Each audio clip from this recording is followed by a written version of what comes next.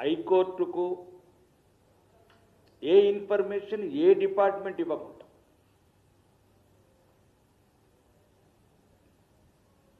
అన్ని ప్రభుత్వ సంస్థలు, ప్రభుత్వ అధికారులు, ఈ రాష్ట్ర ప్రభుత్వ పెద్దల ప్రోత్సాహంతో ఉన్నత న్యాయస్థానంతో కూడా ఆడుకుంటున్నారు. ఎవరి గురించి? ఓవైసీ బ్రదర్స్ గురించి. ఏం పేదలు అంటే మీ హైడ్రా అంటే రేవంత్ రెడ్డిని అడుగుతున్నాను, హిట్లర్ రేవంత్ రెడ్డి. పేదలు, సామాన్యులు వాళ్ళకే వర్తిస్తుందా రంగనాథ్ గారు? ఇప్పుడు ఓవైసీ కాలేజీల దగ్గరికి ఎందుకు వెళ్ళట్లేదు మీరు? ఒకటి, పేదలు కనబడగానే నీ బుల్డోజర్లు వెళ్తాయి. వాళ్ళు ఏడుస్తుంటే, కళ్ళ నీళ్ళు గారుతుంటే కనికరించవు, వాళ్ళకే మీటర్ అని చెప్తావు. ఈ ఓవైసీ బ్రదర్స్ వచ్చే వరకల్లా వాళ్ళ అక్రమ ఏదైతే కట్టడాలనో ఎందుకు పనిచేస్తలేదు నీ చట్టము, నీ రాజ్యాంగం? పేదవాడి ఇంటి దగ్గర పనికొచ్చే నీ రూల్స్, నీ రాజ్యాంగం, నీ పరిపాలన ఈ ఎంఐఎం నాయకుల దగ్గర ఎందుకు పనిచేస్తలేదు? అక్బరుద్దీన్ గారు కూడా దయచేసి మీరు ఎమ్మెల్యేగా, చార్మినార్ ఎమ్మెల్యేగా, గౌరవ 6వ ఎమ్మెల్యే అనుకుంటాను, ఏ రాజ్యాంగం మీద గెలుస్తున్నారు? ఏ రాజ్యాంగబద్ధంగా గెలుస్తున్నారు? ఆ రాజ్యాంగంగా వ్యతిరేకంగా మాట్లాడటం మానుకోండి. ఈ దేశంలో రాజ్యాంగమే అన్నిటికీ అంతిమం. ఒక్కటి కూలిస్తే 100 కడతా, కట్టుకో. 100 కాకపోతే 1000 కట్టుకో. కానీ అది కూడా కబ్జాలు చేసి కట్టకు, చెరువులలో కట్టకు, భూములు కబ్జా చేసి కట్టకు, బెదిరించి కబ్జా చేసినవి కట్టకు, పేద ముస్లింలకి కబ్జా చేసినట్టు కట్టకు.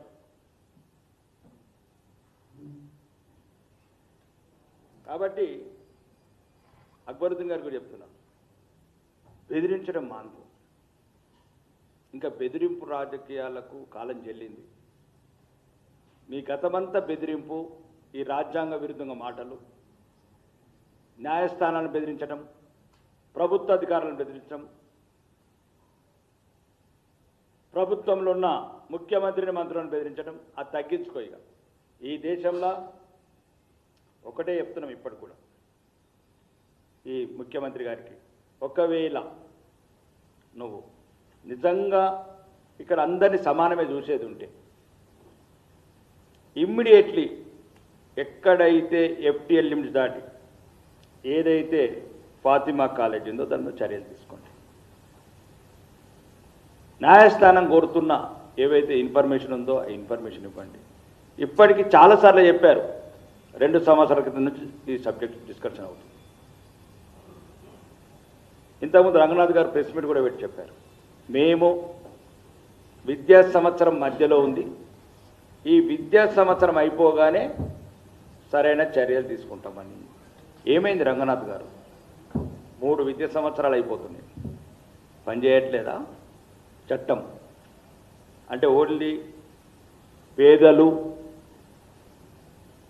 హిందువుల మీద, పేద ముస్లింల మీద, లేదు సామాన్యుల మీదనే నీ బుల్డోజర్లు పనిచేస్తాయా? నీకు మీ ముఖ్యమంత్రి గారికి ఆ అర్థనాదాలు వింటే సైకోయిజం సంతృప్తి అవుతుందా? ఈరోజు చెప్తున్నాం ముఖ్యమంత్రి గారికి, దయచేసి ఈ 2 విధానాల పరిపాలన మానేయ హైదరాబాద్లో. ఒకటి, ఏ రకంగా అయితే నువ్వు ఎఫ్టీఎల్ లిమిట్స్ హైడ్రా అందరికీ వర్తింపజేస్తున్నావు, అది ఏదైతే వీళ్ళు చెరువులో కట్టారో అది ఇమ్మీడియట్లీ తొలగించాలి. తొలగించకపోతే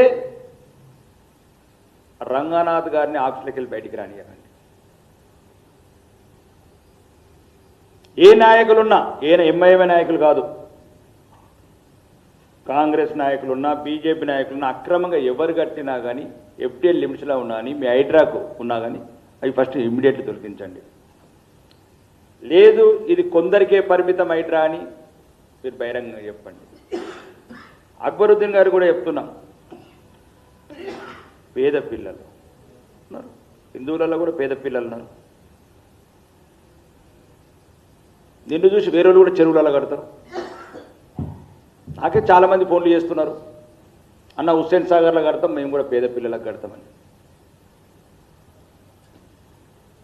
నువ్వు అదేదో అడ్డు పెట్టుకొని అవసరమైతే షిఫ్టింగ్ చేయండి, మా తరపు నుంచి కూడా డొనేషన్స్ ఇస్తాం, చట్టబద్ధమైన కట్టడాలు కట్టండి, నా తరపు నుంచి నా సాలరీలకు వెళ్ళిస్తాను. చెరువులు కబ్జా చేసి నువ్వేదో నీతిపరుడవు నిజాయితీపరుడవు అని మాట్లాడుతున్నావు. అక్రమం సంపాదించి సకలం సంబంధించిన సబ్జెక్ట్ అది కాదు. నువ్వు చెరువుల కట్టావా లేదా దాని గురించి బహిరంగ ప్రకటన చేయు. లేదు మీకు చట్టాలు వర్తించాయా, ఈ దేశ చట్టాలు. కాబట్టి ఇమ్మీడియట్లీ నిన్న కిషన్ రెడ్డి గారు అన్నట్లు, బండి సంజయ్ గారు అన్నట్లు, మా ప్రభుత్వం రాగానే అందరికీ ఏ చట్టాలు అయితే వర్తిస్తాయో మీకు ఆ చట్టాలు వర్తించేటట్టు ఏర్పాటు చేస్తాం. చెరువులేమో చిన్న చిన్న పేదవాళ్ళు ఎక్కడనక్కడ గుడిసేసుకొని చిన్న చిన్న రూములు కట్టుకొని ఒక 50 ఏళ్ళ నుంచి ఉంటే కనికరం లేకుండా, ఒక చిన్న ఉదాహరణ చూపిస్తాను మీకు, చిన్న ఉదాహరణ. అంటే మరి ఎంత దారుణం అంటే ఏడుస్తున్నారు.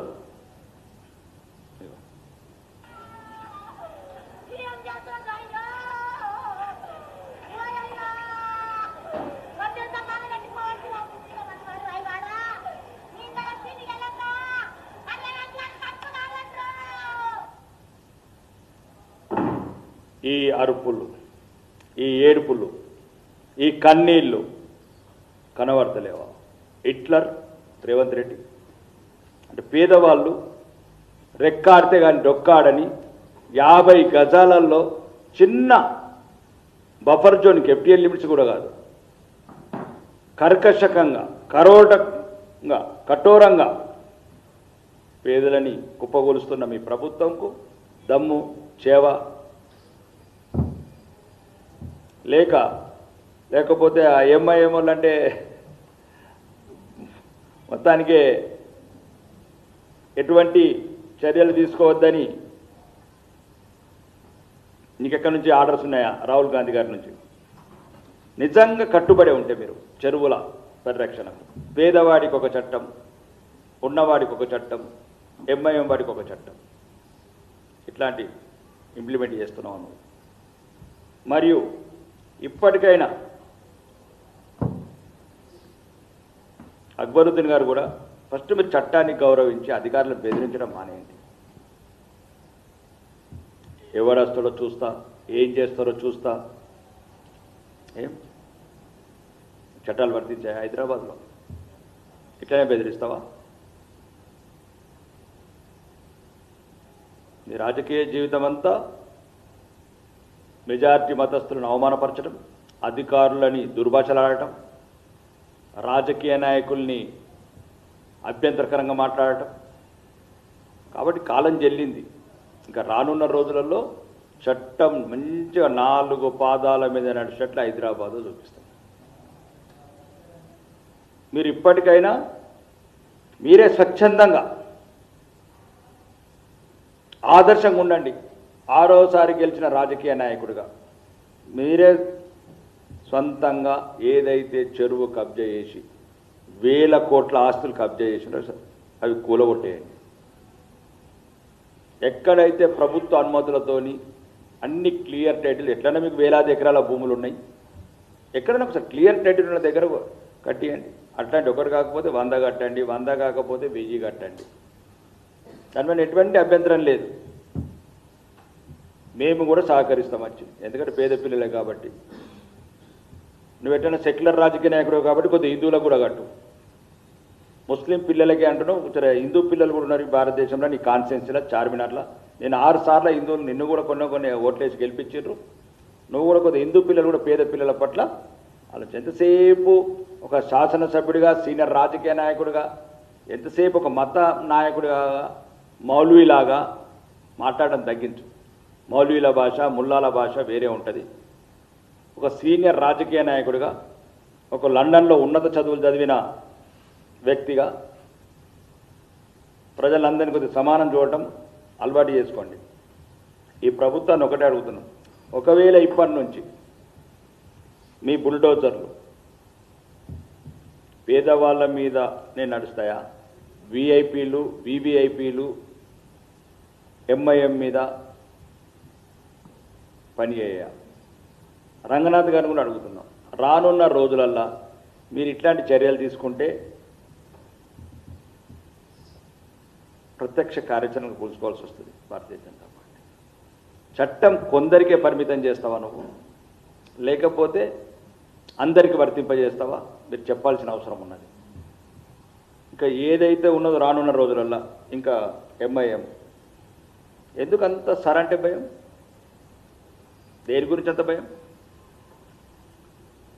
మీరు సపోర్ట్ చేస్తే ఉన్న ప్రభుత్వం, మీరు సపోర్ట్ చేస్తే అధికారంలో ఉన్న రాష్ట్ర ప్రభుత్వం, ఆ అధికారులే మీ ఇళ్ళకి వచ్చేది. మీరే శాసనసభ్యులు పాత బస్తీలా.